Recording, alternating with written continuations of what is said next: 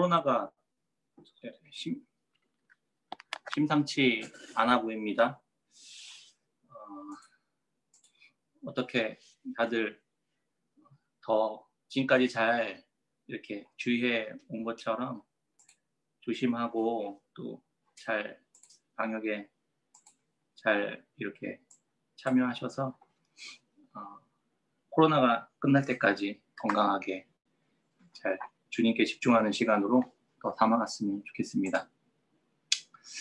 지난주 혹시 기억나시는지 모르겠습니다. 귀하게 말씀 나눠주신 우리 선교사님께서 지난 월요일 날 미국으로 출국하셨습니다. 말씀을 나누셨던 것이 내용이 기억나시는지 모르겠습니다. 범사에 감사하라 라는 주제로 데살로니가전서 5장 18절 말씀을 나눠주셨습니다.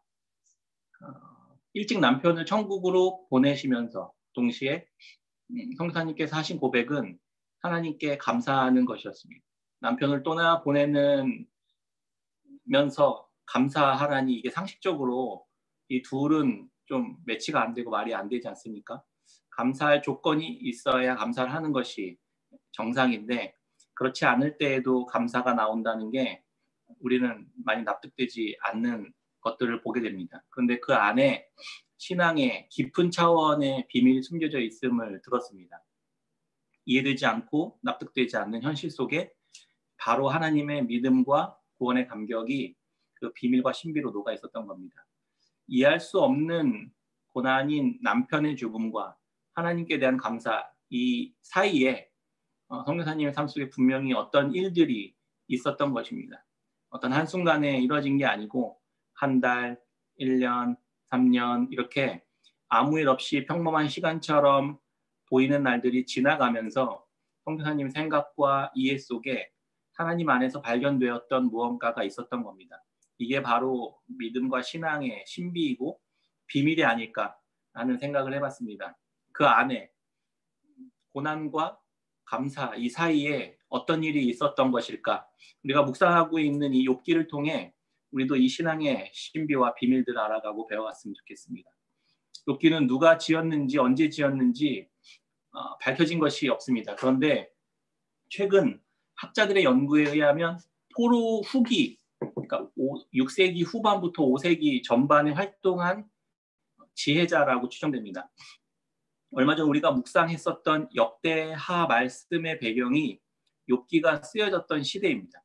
그 남유다가 바벨론에 의해서 포로로 끌려가고 멸망하고 포로로 끌려가고 70년이 지난 후에 페르시아의 고레스 왕의 칙령으로 포로기가 끝납니다. 이때 고향으로 귀환한 이 소식으로 열왕기 하는 마무리되었습니다. 그 이후에 포로에서 돌아온 어떤 지혜자나 지혜자들이 지금의 욥기를 저술하고 다다듬었던 것으로 그렇게 추정하고 있습니다. 이스라엘 백성들이 포로로 끌려가서 70년을 포로 생활을 하면서 집단적으로 욥의 경험을 해본 것은 아닐까. 그래서 그 경험에 대한 이야기를 욥의 이야기로 담아낸 것은 아닐까. 이런 생각을 해봅니다. 우리는 왜 포로로 끌려왔을까? 우리는 왜 이런 고난을 당해야 할까? 우리보다 더 악한 저들, 하나님과 상관없는 이방의 왕국들은 저렇게 떵떵거리고 잘 먹고 잘 사는데 우리가 받는 이 고난에 대해서 우리는 어떻게 해석해야만 하는가? 이런 질문들. 창조주 하나님께서 다윗과 우리 조상 아브라함을 통해 약속하신 이 약속은 어디 가고 우리의 현재 상황은 나라와 민족까지 다 잃어버린 이렇게 쫄딱 망한 상황이 되어버렸는가? 이런 질문들을 계속해서 던지면서 있었던 건 아닐까 생각해 보았습니다. 그들은 2세대들은 70년이 지나면 그곳의 2세대들, 포로의 2세대들이 대부분이었을 겁니다. 자신들은 아무런 죄도 잘못도 없는데 눈 떠보니까 바벨론의 포로였던 겁니다. 그런데 하나님은 온 세상을 창조하시고 다스리신 분으로 배웠습니다. 말씀대로 율법을 지켜서 행하면 하나님이 보호하시겠다는 그 언약의 말씀이 하나도 지켜지는 것 같지 않은 것처럼 보입니다. 현실에 펼쳐진 이 둘의 상관관계가 도저히 해석이 안 됐던 겁니다. 기존의 율법대로 행하면 보호되어야만 하는 이런 시스템이 다 깨져버린 거예요. 도무지 이 상관관계를 이해할 수가 없었던 겁니다. 그래서 이런 질문을 계속 던졌던 거죠. 과연 우리가 선택받은 백성인 우리를 하나님이 버린 건가? 약속이 깨진 건가? 약속을 안 지키시는 건가? 아니면 우리가 뭔가 죄를 지은 건가? 하나님은 안 계신 건가? 우리를 잊었던 건가? 이런 질문들을 계속 던졌던 겁니다. 욥기는 이런 질문에 대한 지혜자의 답변인 셈입니다.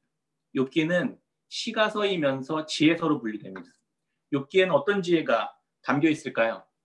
지혜에는 실용적인 면과 실존적인 면 두 가지가 있습니다. 성경에서 말하는 지혜는 이렇게 두 가지 측면이 있습니다. 성경에서 실용적인 면을 말해주는 내용은 대표적으로 잠언이 있습니다. 아빠가 자녀들에게 세상을 살면서 내가 살아보니 이렇게 하는 게 지혜로운 거더라 라는 이야기, 이렇게 실용적인 면의 지혜서. 근데 이런 세상의 원리나 원칙, 질서 같은 것들을 알려주는 그런 것들입니다. 또 다른 하나는 실존적인 지혜입니다. 내가 이렇게 저렇게 다 해봤는데 그 지혜대로 해봤더니 안 되는 것들도 있더라. 지혜롭다고 생각하고 행복할 거라 여기면 달려갔지만 그것이 모두 헛것이었더라라는 것과 같은 이야기. 이런 실존적인 이야기가 이 또 하나 두 번째에 있는 지혜입니다. 우리가 살아가는 지혜의 너머에까지 적용되는 더 크고 오묘한 지혜들이 있더라라는 이야기입니다. 그것이 실존적인 지혜입니다. 그 지혜를 알기 위해서는 때로는 아프기도 하고 고통스럽기도 하고 기존의 질서들이 파괴되는 것 같은 경험들을 겪기도 합니다. 이런 것들을 냉정하게 전해줍니다. 이게 전도서와 욥기가 여기에 소속되는 지혜서입니다. 물론 둘 다 결론은 같습니다. 욥기는 따뜻하고 실용적인 그러한 지혜가 아니라 냉정하고 좀 더 고통스럽지만 그러한 진실 앞에 우리를 세워주는 것입니다. 이런 지혜의 말씀, 욥기 그 지혜를 잘 배워가고 계십니까? 마음이 벌써부터 어려워지셔가지고 포기하신 분이 계신 건 아니죠? 벌써 욥기 6장 지나고 있습니다. 우리 은영 선생님의 묵상과 함께 톡방에 올려주시는 우리 서로 함께 올려주시는 그러한 답변들과 이런 고백들 속에서 저도 되게 많이 도움을 받고 있는 것 같아서 감사합니다. 큐티 말씀 그리고 카톡방에 이런 나눔들을 같이 읽고 함께 보면서 적용하고 생각해 보기만 해도 큰 유익이 되는 것 같다는 생각을 많이 합니다. 오늘 본문은 욥기 말씀에서 가장 중요한 서론에 속한 말씀입니다. 욥기는 총 42장까지 굉장히 많은 분량을 가지고 있는 책입니다. 근데 이 42장을 크게 구조적으로는 세 등분 나눠볼 수 있습니다. 서론, 본론, 결론 이렇게 나눌 수 있는데 그 중에 가장 많은 양을 차지하는 게 물론 본론이겠죠. 근데 이게 한 70% 달합니다. 욥과 친구들의 대화. 그런데 오늘 같이 나눈 이 1장과 2장이 서론입니다. 이 서론에는 욥기를 이해할 수 있는 단서들이 굉장히 많이 숨겨져 있습니다. 그것들을 이제 하나하나 배워갔으면 좋겠는데 벌써 이게 지나가 버려가지고 1장, 2장만 묵상해도 꽤 많은 이야기들을, 많은 깨달음도 우리가 얻을 수 있는데, 근데 저는 이 욥기를 묵상하면서 제일 먼저 떠오른 게 질문이었습니다. 질문. 아까도 계속 이야기했지만 계속 질문하게 됩니다. 욥은 왜 고난을 당해야 했을까? 의로운 사람인 욥은 왜 고난당하는 것을 하나님 허락하셨을까? 그러면 굳이 우리는 의로운 삶을 살 필요가 있을까? 왜 하나님은 그런 욥의 고난을 허락하셨을까? 의로운 사람이 고난을 받도록 허락하시는 그 하나님은 과연 의로우신 분인가? 과연 그렇게 하는 게 공정한 것인가? 공평하신가? 하나님은 세상을 만들어 놓고 장기팔에 말 두듯이 그렇게 자기 마음대로 움직이면서 이렇게 막 즐거워하신 약간 사이코패스 같은 분 아닌가? 약간 이렇게 적나라하지만 피할 수 없는 이런 실제적인 질문들이 계속 던져지게 됩니다. 여러분들은 어떠세요? 이런 질문들을 그냥 덮어두지 마시고 꼭 이 질문들을 계속 질문하시고 그것에 대한 답변을 찾아가셨으면 좋겠습니다. 신앙은 이러한 예리한 질문들에 대해 답을 해나가는 과정입니다. 신앙은 정직한 질문과 그에 맞는 납득할 만한 대답을 찾았을 때 한 단계 성장하게 됩니다. 그리고 더 깊어지게 됩니다. 덮어놓고 그냥 믿어가지고는 절대 안 됩니다. 처음에는 그러한 것들도 좀 필요하겠지만 믿음이 성장하지 않습니다. 힘들어도 정직하게 묻고 질문하고 그 대답들을 찾아가는 과정들을 계속해서 이어나갈 때 우리는 계속해서 성장해 갈 것이라고 생각합니다. 욥기 하면 고난이 생각납니다. 대부분 1장과 2장만 우리가 읽고 딱 끝내잖아요. 욥이 고난을 당합니다. 그런데 이렇게 고백합니다. 주신 이도 여호와시오 거두신 이도 여호와시니 여호와 이름이 찬송을 받으실지니이다. 아멘 할렐루야 이러고 그리고 욥은 이제 맨 42장으로 넘어가서 그래서 욥이 인내했더니 욥은 잃었던 재산의 2배, 죽었던 자녀들을 다시 회복하는 이 더블의 축복을 받고 행복하게 잘 살았더라. 이렇게 과연 신앙이란 이렇게 단순하게 끝낼 수 있는 문제일까요? 우리의 생각과 사고 속에 무의식 중에 보편적으로 가지고 있는 삶의 원칙이 있습니다. 권선징악. 권선징악은 선을 장려하고 악은 징벌한다. 뭐 이런 생각이잖아요. 생각이 우리가 믿고 바라는 세상에 이러한 생각이 바로 우리가 믿고 바라는 세상의 모습일 겁니다. 착하게 살고 악하게 살지 않아야 합니다. 그렇게 다음 세대 우리 아이들한테도 가르치기도 합니다. 악은 벌을 받아야 합니다. 비슷한 말로 상선벌악 뭐 이런 말도 있습니다. 선은 상을 주고 악은 벌을 준다. 뭐 이런 말이죠. 세상은 그렇게 돌아간다고 믿고 또 그래야만 한다고 생각합니다. 그래서 우리 모든 사람들은 그렇게 살려고 많이 노력하잖아요. 그런데 이와 함께 인과응보라는 세계관도 같이 우리가 가지고 있습니다. 어떤 결과에는 그에 따른 원인이 존재한다는 겁니다. 땀 흘려서 우리가 노력하면 그에 상응하는 결과를 얻는다고 이게 세상의 질서라고 믿고 살아갑니다. 콩을 심으면 콩을 수확할 수 있다고 믿고 콩을 심고 열심히 또 이렇게 땀을 흘립니다. 또 실제로 콩을 수확합니다. 굴뚝에 연기가 나기 시작하면 아궁이에서 불을 뗀 원인이 있다고 우리는 믿습니다. 그래서 아니 뗀 굴뚝에 연기 나랴 이런 속담이 있지 않습니까? 세상은 그렇게 맞아 돌아갑니다. 이 둘이 합쳐지면서 갖는 세계관, 우리가 사람들이 살아가는 세계관을 형성합니다. 착하게 살면 선이라는 결과를 얻고 악하게 살면 벌이라는 결과를 얻는다는 생각입니다. 이 생각에 의해서 거꾸로 뭔가 어려움을 당하고 고난을 당하는 것과 같은 이런 벌을 받는 것 같은 상황에 처하면 그에 상응하는 이유가 있어야 한다고 우리는 생각합니다. 왜 이런 벌을 받는가? 그러니까 악하게 살았기 때문에 벌을 받는다라고 생각합니다. 이거 우리가 이런 생각의 세계관을 이미 가지고 있기 때문에 이 패러다임 안에서 욥기를 바라보니까 이게 해석이 안 되는 거예요.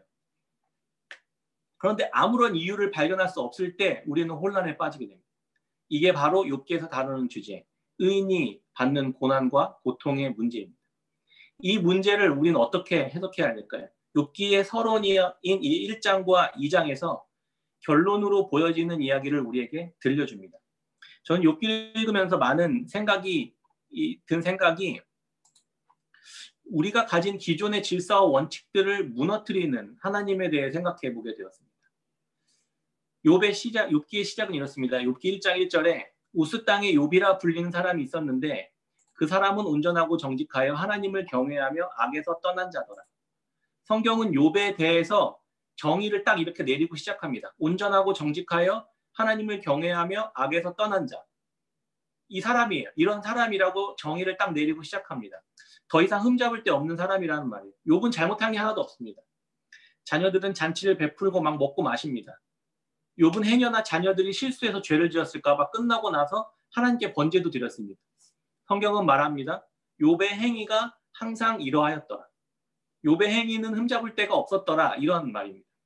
완벽한 상태라고 하면 좀 너무 과장될지 모르겠지만 그런 뜻이에요.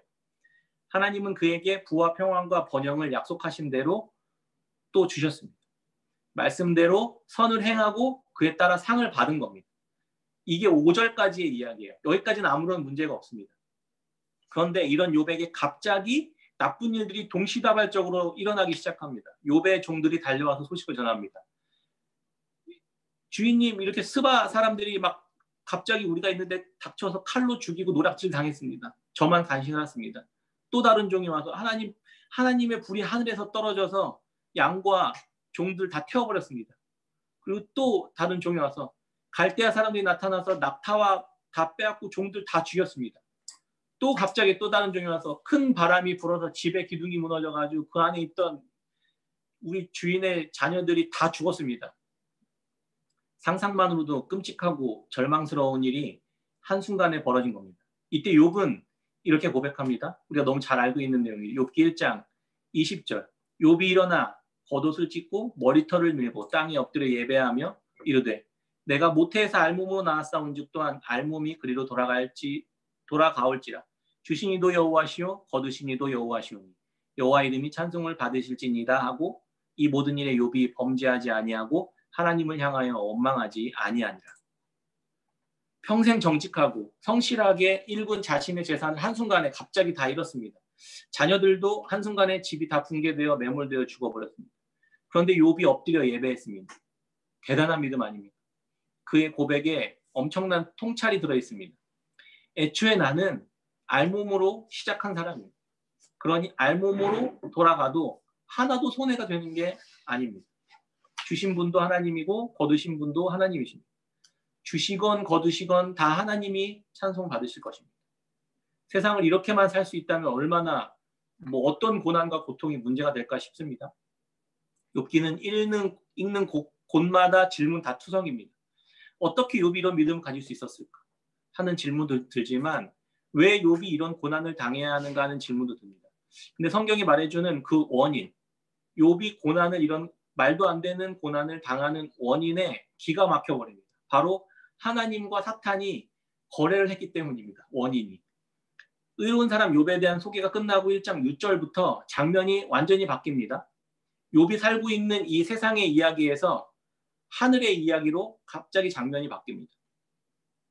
하나님과 사탄의 대화가 이루어지는 천상의 모습이 확 보여집니다. 그리고 하나님과 사탄이 대화합니다. 하나님 앞에 나타난 사탄에게 하나님께서 질문합니다. 야 사탄, 너 어딜 그렇게 다녀왔냐? 이렇게 물어봅니다. 땅을 두루 돌아다니고 여기저기 다녀왔습니다. 그랬더니 하나님이 마치 신나신 것처럼 야 그러면 너 내 종 욥 받겠네. 욥 알지? 욥처럼 정직하고 온전하고 정직하고 하나님을 나를 경외하고 악에서 떠난 자는 이 세상에 없다. 이렇게 마치 이렇게 자랑하듯이 자랑합니다. 사탄은 이때다 싶어서 이렇게 하나님께 고소합니다. 하나님 솔직히 다 이유가 있으니까 그렇게 할 수 있는 겁니다. 하나님이 그를 지켜주고 그의 집도 보호해주고 재산도 이렇게 울타리로 딱 둘러주시고 막고 있으니까 욥이 그렇게 하는 거죠. 하는 일마다 다 복주고 번성하게 하는데 누가 하나님 그렇게 예배 안 하겠습니까? 조건이 있다는 거예요. 조건이. 그렇게 할 조건이 있기 때문에 그렇게 하는 겁니다. 이렇게 고소합니다. 어떤 드라마에서 이런 대사를 생각나더라고요. 부자들은 대부분 친절합니다. 맞는 말입니다. 친절할 수 있는 여유가 있기 때문입니다. 가난한 사람들은 대부분 강팍합니다. 친절할 여유가 없으니까요. 사탄은 매우 중요한 도전적인 질문을 이렇게 던집니다. 욥은 하나님이 베푸신 조건들 때문에 하나님을 사랑하는 거지 순수하게 하나님만을 위해서 하는 건 아닙니다. 이렇게 고소합니다. 욥의 행위는 안전을 보장하시는 하나님의 보상 때문이라는 것. 욥의 진짜 속마음과 의도를 알기 위해서는 뭔가 검증할 만한 조치가 필요하죠. 하나님은 사탄에 의해서 야 그러면 그 울타리 다 치워. 이렇게 해봐. 이렇게 허락합니다. 일단 사탄이 허락받고 움직이는 것을 알 수 있습니다. 사탄 너무 무서워하지 마세요. 하나님께 허락받은 만큼만 사탄이 일할 수 있습니다. 그래서 신약에서 말씀해서 이렇게 이야기하죠. 고린도전서 10장에 사람이 감당한 시험 밖에는 너희가 당한 것이 없나니 오직 하나님은 미쁘사 너희가 감당하지 못할 시험 당함을 허락하지 아니하시고 시험 당할 즈음에 또한 피할 길을 내사 너희로 능히 감당하게 하시느니라. 아멘. 하나님의 통제 아래 시험이 주어집니다. 하나님 우리가 감당한 시험인지 아닌지 다 알고 계십니다. 시험 당할 즈음에는 옆에 이렇게 피할 길을 내주십니다. 그래서 감당할 수 있도록 하십니다. 이게 기본적인 하나님의 다스림의 방식이고 하나님의 권세입니다. 아이가 걸음마를 할 때 걷게 하면서 뒤로는 손으로 받치고 있는 게 아빠의 손입니다. 아기의 위험천만한 이 걸음마의 도전과 모험은 하나님의 통제 아래에 있는 겁니다.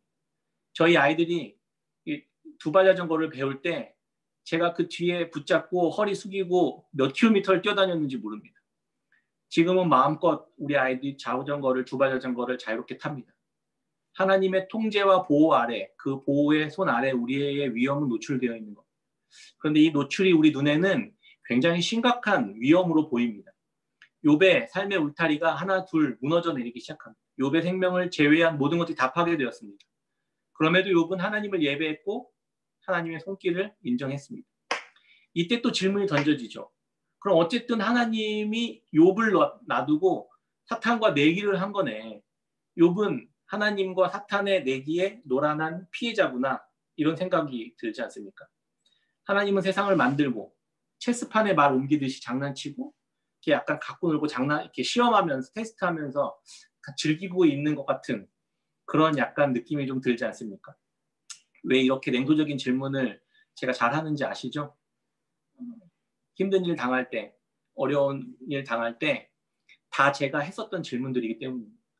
그때 하나님은 저에게 내가 진짜 억울하다 약간 이런 마음을 좀 주셨습니다. 그 오해가 풀리고 난 뒤에 제가 하나님께 좀 그렇게 이렇게 고백했던 기억이 납니다.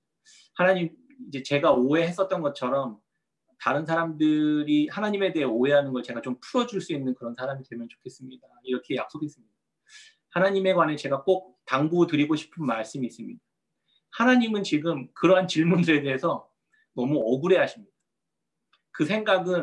그런 생각이 오해이기 때문입니다.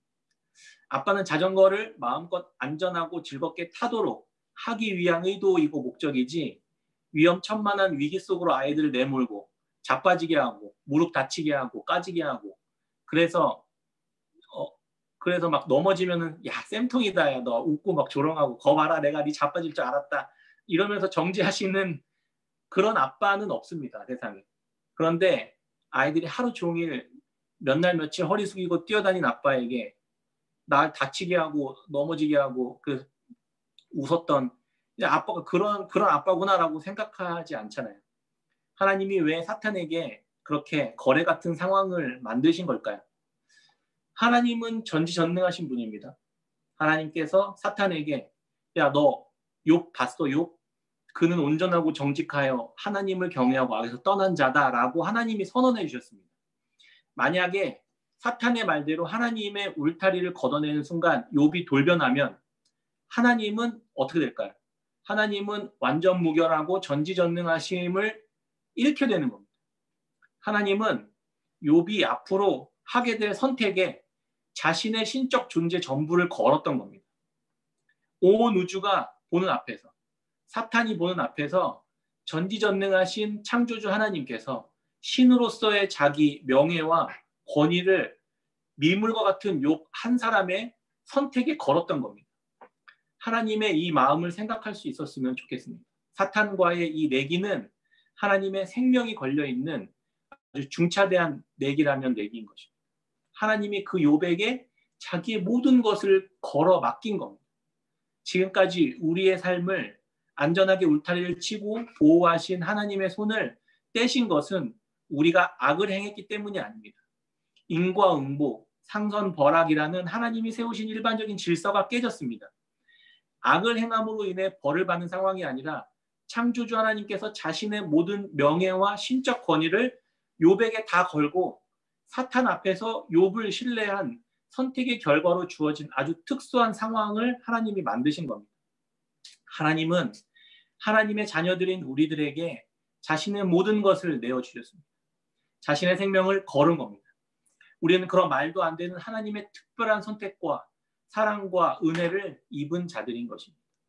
하나님을 믿게 되었다는 것은 하나님께 이런 신뢰를 얻은 자가 되었다는 말입니다. 믿음을 가진 우리들은 이제 어떤 하나의 행동을 할 때 이 사실을 기억하게 됩니다. 온 우주의 주관자이신 창조주 하나님과 거짓말로 고소하는 자 사탄이 나 한 사람을 집중해서 보고 있다는 이 사실을 인식하고 오늘 우리는 살아가는 자들이 되는 겁니다. 어떻게 선택하게 될까요? 우리는 무슨 선택을 할 수 있을까요? 하나님이 자신의 신적 권능과 생명을 다 걸고 나에게 지금 지켜보고 있습니다. 사단도 지켜보고 있고 하나님도 지켜보고 있는 겁니다. 내 선택 하나에 하나님이 자신의 모든 것, 그걸 걸고 하나님의 영광이 사탄의 조롱거리가 될 수도 있고 사탄 앞에서 거 봐라. 내가 믿고 있었던 내 자녀, 내 아들, 내 딸이 나의 믿음을 저버리지 않음을 너 똑똑히 봤냐? 하고 우리 아버지 되신 하나님께서 기뻐하시는 결과를 우리가 돌려드릴 수 있는 아주 막중한 임무를 우리가 부여받은 것입니다. 욥기 2장은 그렇게 하나님께 승리를 가져다 준 장면을 보여줍니다. 사탄은 하나님과 다시 만난 자리에서 하나님은 사탄과 다시 만난 자리에서 그 자리에서 기뻐하시면서 이렇게 자랑합니다. 오늘 본문 2장 3절입니다. 여호와께서 사탄에게 이르시되 내가 내 종 욥을 주의하여 보았느냐? 그와 같이 온전하고 정직하여 하나님을 경외하며 악에서 떠난 자가 세상에 없느니라. 내가 나를 충동하여 까닭없이 그를 치게 하였어도 그가 여전히 자기의 온전함을 굳게 지켰느니라. 아멘. 하나님 기뻐하시는 모습이 보이십니까? 우리에게 맡겨진, 우리에게 부여하신, 우리에게 기대하시고 다 내어주신 하나님의 그 승리의 그 기쁨이 보이십니까? 욥의 자리에 우리가 서 있는 겁니다. 하나님이 얼마나 자부심 있게 자랑하시는지 그 마음이 느껴졌으면 좋겠습니다. 사탄 앞에서 우리 하나님이 이렇게 기뻐하십니다. 너 욥 똑똑히 봤냐? 너 말 틀렸지? 내 말이 맞지? 이렇게 하나님이 자랑하시는 겁니다. 온 우주 만물 앞에서. 사탄은 물러서지 않고 근데 한 번 더 깊숙이 도발합니다. 그런데 두 번째에는 사탄이 이렇게 또 교묘하게 고발합니다. 사탄이 여호와께 대답하여 이르되 가죽으로 가죽을 받고 오니 사람이 그의 모든 소유물로 자기의 생명을 받고 올지라. 이제 주의 손을 펴서 그의 뼈와 살을 치소서. 그리하면 틀림없이 주를 향하여 욕하지 않겠나이까. 사탄도 포기하지 않습니다. 건강이 남아있잖아요. 건강 치시면 건강 남아있으니까 아직 할 수 있는 거예요. 발바닥에서 유명한 장면이 나옵니다. 발바닥에서부터 정수리까지 모두가 다 온몸에 종기가 나서 먼지더미, 잿더미에 앉아서 깨진 그릇 조각으로 몸을 벅벅 긁고 있는 욥의 모습을 보게 됩니다. 아내마저 이제 비난하고 조롱하며 정죄합니다. 야 인간아, 이제 그만 하나님 욕하고 죽어버려. 가장 가까이에서 가장 신뢰할 사람마저 비난하고 하나님을 포기하라고 조롱합니다. 이쯤 되면 정말 하나님을 원망할 만도 한데 욥은 이렇게 고백합니다. 욥기 2장 10절입니다. 그가 이르되 그대의 말이 한 어리석은 여자의 말 같도다. 우리가 하나님께 복을 받았은즉 화도 받지 아니하겠느냐 하고 이 모든 일에 욥이 입술로 범죄하지 아니하니라. 기분이 좋고 기쁘다기보다는 이쯤 되면 마음이 저려옵니다. 누가 이런 고백을 할 수 있을까요? 어떤 사람이 저런 고백을 할 수 있겠습니까? 두 번째 시험에서 욥은 그에 합당한 고백을 합니다. 우리가 복을 받은 것처럼 화를 받는 것도 당연한 겁니다. 내 주권이 아니라 하나님께 그 다 주권이 있는 겁니다. 이렇게 고백합니다. 이것이 욥이 고백한 신앙입니다. 욥은 아무 이유 없이 모든 것을 다 잃었습니다. 재물, 자녀, 건강, 바깥에서부터 안에 끝까지 이제 자기 목숨 하나만 남고 다 잃었습니다. 우리는 이런 믿음에까지 다다라야 할까요? 차마 그런 말씀 드리기가 너무 어렵습니다. 저도 그럴 자신이 없기 때문입니다. 첫 번째 시험에서는 그래 뭔가 나도 해볼 만하다 이렇게 용기가 났는데 두 번째 시험에서는 털썩 주저앉게 됩니다. 진짜 이런 걸 이게 가능할까? 불가능할 것 같다는 생각이 듭니다. 저는 욥의 믿음과 고백을 들으면서 그 안에서 예수님을 떠올릴 수밖에 없게 되었습니다. 하나님은 우리가 할 수 없는 것을 가장 가까이 있는 사람이 조롱하며 멸시하며 핍박하며 손가락질하며 비난하는 그때에도 아무 말 없이 하나님의 권한을 인정하고 권위를 인정하면서 묵묵히 십자가를 지셨던 예수님을 떠올릴 수밖에 없습니다. 선을 행하면 상을 받고 악을 행하면 벌을 받아야 하는 세상 속에서 선을 행하고 벌을 받는 욥을 넘어서 이제는 생명까지 잃게 되신 예수 그리스도를 바라보게 하시는 것입니다. 세상의 질서를 뒤집으시고 원칙을 깨트리면서까지 하나님이 왜 이런 일들을 하셨을까? 욥은 의로운 자였기 때문입니다. 의로운 행위를 했습니다. 의로운 행위는 율법을 지키고 하나님께 범죄하지 않는 행위도 의로운 행위입니다. 그러나 더 궁극적인 의로움은 모든 것이 다 사라지고 건강마저 잃고 자존심은 바닥에 버려지고 수치의 자리에까지 떨어진다 하더라도 아무것도 남지 않은 그 자리, 그 상황 속에서 하나님 편에 서기로 결정하는 것입니다. 그것이 바로 의로움, 선한 행위인 것입니다. 모든 일에 최종 판단을 하나님께 맡깁니다. 그것이 의로움입니다.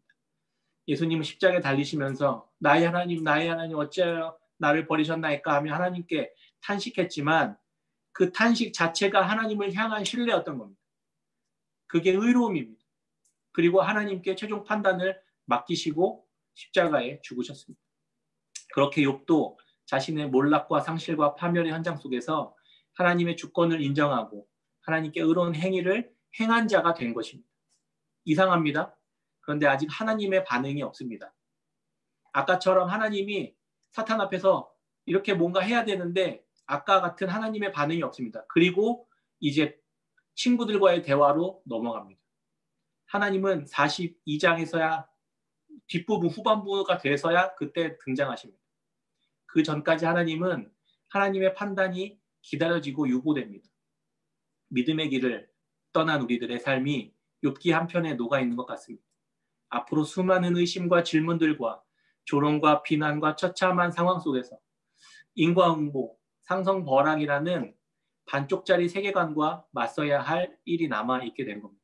욥이 지나간 그 의로운 자의 길을 따라서 그 끝에 이르면 우리도 알게 될 것입니다. 욥이 지나갔고 궁극적으로는 예수님께서 먼저 그 길을 앞서 걸어가 주셨습니다. 이제 우리는 그저 그 뒤를 따라가기만 하면 됩니다. 결국 욥처럼 예수님처럼 하나님께서는 너가 옳았다, 너가 선했다 라고 최종적으로 우리들을 인정해 주실 것입니다. 말씀을 맺겠습니다. 선한 일을 한 사람은 상을 받고 악한 일을 한 사람은 벌을 받습니다. 이게 진리입니다. 왜냐하면 하나님이 선하신 분이기 때문입니다. 그런데 우리가 살아가는 세상 속에서는 가끔 이 원리가 깨진 것처럼 보일 때가 있습니다. 그러나 깨지지 않았음을 믿으시기 바랍니다. 하나님은 살아계시기 때문입니다. 우리가 다 이해하지 못한 하나님의 다스리시는 더 높은 차원의 원칙이 잠시 우리가 살아가는 이 세상의 원리들을 깨트리는 것처럼 보여도 궁극적으로는 상선벌악, 인과응보의 원리대로 하나님은 판단하실 것입니다. 욥은 처음에 아들 7, 딸 3, 양 7,000마리, 낙타 3,000마리, 소 500결이, 암낙이 500마리, 종들도 많이 있었습니다. 그런데 끝까지 하나님의 선하심을 의지하고 인내한 결과 중간에 이것들을 다 잃었지만 마지막 결론이 뭔지 아시죠? 욥기 42장 12절에 여호와께서 욥의 말년에 욥에게 처음보다 복을 더 주시니 그가 양 14,000과 낙타 6,000과 소 1,000결이와 암낙이 1,000을 두었고 또 아들 7과 딸 3을 주었으며 하나님께서 욥에게 더블로 갑절로 복을 주셨다가 사실 또 결론입니다. 그럼 보세요. 인과응보가 다시 회복됐죠. 상선벌락이 다시 회복됩니다. 깨진 것 같지만 궁극적으로 다시 회복됩니다. 그런데 하나님을 믿고 고난과 역경을 잘 견디면 우리 더블로 복을 받는다 이렇게 해석하시는 분들은 없겠죠. 처음에 율법을 행위로 보았던 욥이 인과응보와 상선벌락이 깨어지는 것 같은 상황을 다 통과하고 난 후에 하나님을 신뢰하고 붙어있는 그 선을, 그 의로움을 선택하는 그 의로움이 결국 그에 상응하는 상을 받게 되었다는 뜻입니다. 우리의 의로움은 행위와 도덕과 윤리와 율법적 이런 행위들이 아니라 어떤 상황 속에서도 하나님의 선하심을 믿는 믿음으로 끝까지 인내하는 것임을 성경 우리에게 말씀해주고 있는 것입니다. 하나님께서 예수님께서 율법을 완성하신 것처럼 예수 그리스도를 따라 그분 안에서 하나님께서 원하시는 하나님의 의를 끝까지 믿음으로 이루어서 하나님의 복을 받는 깨끗한 선생님께 성도님들 다 되시기를 주의 이름으로 축원합니다.